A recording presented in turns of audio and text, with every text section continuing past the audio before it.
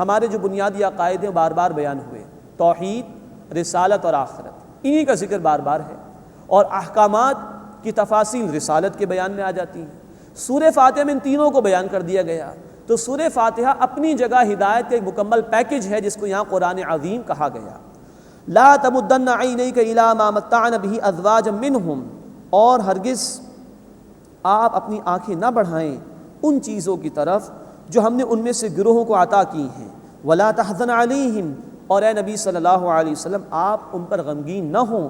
واخفض جناحک للمؤمنین، اور اپنے بازو جھکا دیں اہل ایمان کے لیے۔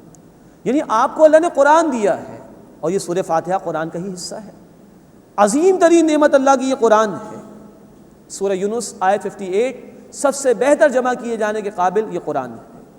تو اے نبی، جو کچھ ہم نے دنیا میں ان لوگوں کو دیا ہے استعمال کرنے کے لیے، دنیا کا مال و اسباب، اس کی کوئی حیثیت نہیں۔ قرآن عظیم ترین نعمت ہے، تو باقی چیزوں کی طرف نگاہ اٹھا کر بھی نہ دیکھیے۔ یہ دراصل اللہ کے رسول صلی اللہ علیہ وسلم کے ذریعے سے ہمیں تلقین کی جا رہی ہے کہ سب سے بڑی نعمت قرآن، اس کے مقابلے میں ہر شے کمتر ہے۔ ابن عمر رضی اللہ تعالی عنہ کا قول ہے کہ قرآن کے بعد اگر کوئی شخص کسی اور چیز کو ترجیح دیتا ہے تو وہ قرآن کی توہین کرتا ہے۔ سب سے بڑی نعمت قرآن حکیم ہے، باقی نعمت اس کے تحت نعمتیں ہیں ورنہ نہیں۔ اور فرمایا کہ اے نبی صلی اللہ علیہ وسلم ان پر غمگین نہ ہو، یہ قبول نہیں کر رہے تو یہ خود اپنی سزا بھگت کر رہیں گے۔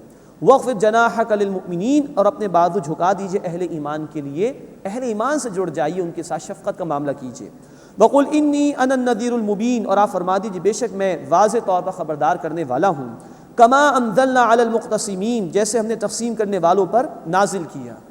مراد یہ کہ جو گزشتہ قومیں تھیں، خاص طور یہود و نصارہ، جنہوں نے نافرمانی کی روش اختیار کی، ان پر اللہ کا عذاب نازل ہوا۔ الَّذِينَ جَعَلُوا الْقُرْآنَ عِضِينَ، جنہوں نے قرآن کو ٹکڑے ٹکڑے کر ڈالا۔ ایک تفسیر یہ کہ مشرکین مذاق اڑاتے تھے جب قرآن کی صورت نازل ہوتی تھی، یہ صورت کا جواب میں دوں گا، کوئی کہتا میں اس صورت کے لیے کافی ہوں معاذ اللہ۔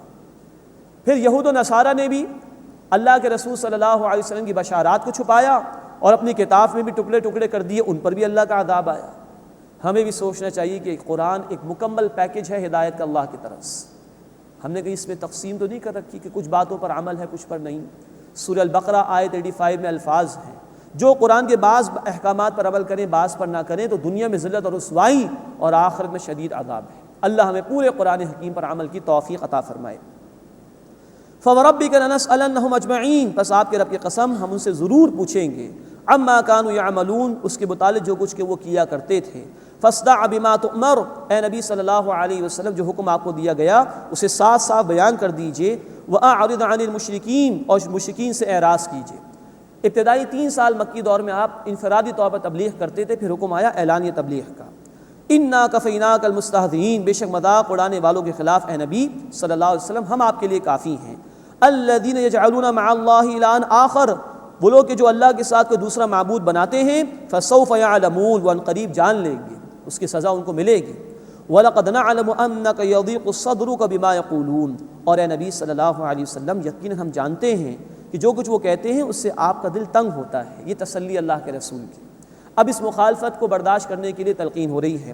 فَسَبِّحْ بِحَمْدِ رَبِّكَ، پس تسبیح بیان کیجئے اپنے رب کی حمد کے ساتھ۔ وَكُن مِّنَ السَّاجِدِينَ، اور سجدہ کرنے والوں میں سے ہو جائیے۔ اللہ کا ذکر آپ کو قوت عطا کرے گا۔ وَاعْبُدْ رَبَّكَ حَتَّى يَأْتِيَكَ الْيَقِينُ، اور عبادت کیجئے اپنے رب کی یہاں تک کہ یقینی بات آ جائے، یعنی موت آ جائے۔ اللہ تعالی ہمیں بھی مرتے دم تک اپنی عبادت کی توفیق عطا فرمائے۔ آمین یا رب العالمین۔ وآخر دعوانا ان الحمد للہ رب العالمین۔